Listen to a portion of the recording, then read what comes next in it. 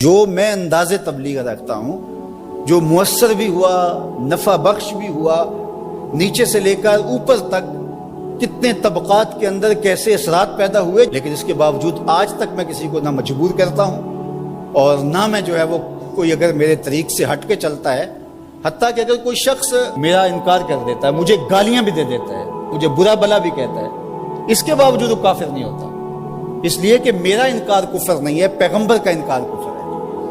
بات سمجھ آ رہی نا بات کی؟ تو اس لیے ہم بندے اور امتی بن کے رہنا ہے، اسی میں بلائی ہے۔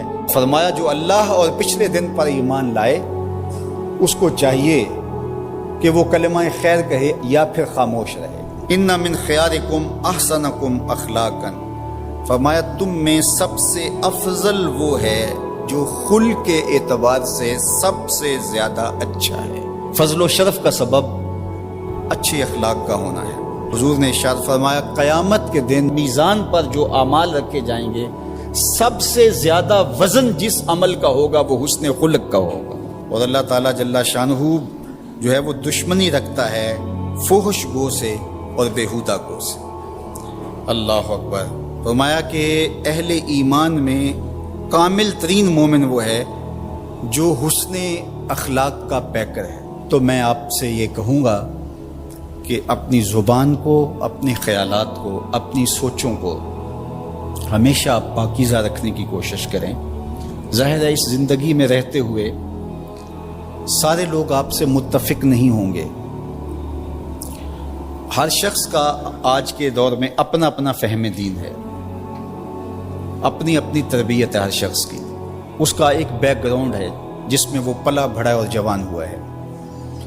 اور بہت سارے لوگوں کا مزاج دین پر غالب آ جاتا ہے، تو تباہی کی وجہ سے، بیک گراؤنڈ کی وجہ سے کچھ معروضی حالات ہوتے ہیں، کچھ بعض کا لوگ بیچارے گھریلو ٹینشنوں کا، پریشانی کا شکار ہوتے ہیں، بہت ساری وجوہات ہوتی ہیں، تو پھر وہ آپ سے متفق نہیں ہوتے ہیں۔ تو اس کا مطلب یہ نہیں ہے کہ جو اس کا رویہ اور لہجہ ہے آپ وہ رویہ اور لہجہ اختیار کرنا شروع کر دیں، قطعاً نہیں کریں گے۔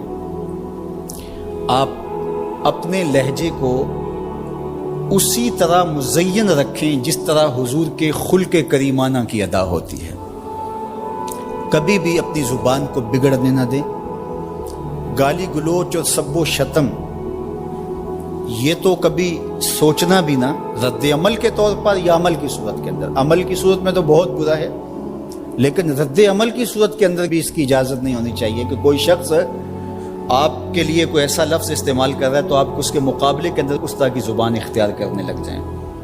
یہ آپ کا دین، آپ کے اخلاقیات، آپ کی تربیت اس کی اجازت نہیں دیتی۔ کسی کی تربیت اگر اجازت دیتی ہو تو ظاہر ہے اس پر تو ہمارا زور نہیں ہے، لیکن آپ کی تربیت، آپ کا جو فہم دین ہے وہ اس کی اجازت نہیں دیتا کہ آپ اپنے رویوں کو، اپنے طرز زندگی کو اس طرح سا لچر اور بازاری بنا لیں، اور آپ کے منہ سے، آپ کے لفظوں سے، آپ کے رویے سے بدبو نکلتی ہو اور آپ نفرت کے سوداگر بن جائیں، سوء ظن، بدگمانی اور نافہمی کی آگ میں جلتے رہیں اور ہر وقت حسد، بغض، کینے اور نفرتوں کے سوداگر رہیں۔